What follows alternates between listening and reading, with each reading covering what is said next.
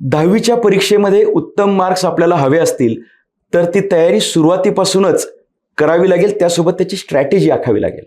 Strategy म्हणजे काय, तर मी म्हणेल ऑक्टोबर एंडपर्यंत आपला 10वीचा संपूर्ण अभ्यास, आपला सिलेबस, आकलन, वाचन आणि जे काही न्यूमरिकल्स आहेत हे सगळं पूर्ण व्हायला पाहिजे ऑक्टोबर एंडपर्यंत.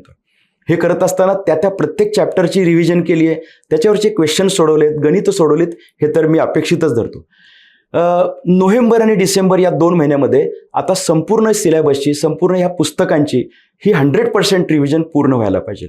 म्हणजे जानेवारीचा महिना आपल्याला पूर्णपणे मिळणार आहे क्वेश्चन पेपर सोडवण्यासाठी. जो जास्त क्वेश्चन पेपर सोडवेल त्याची अधिक टोकदार तयारी होईल असा त्याचा अर्थ होतो.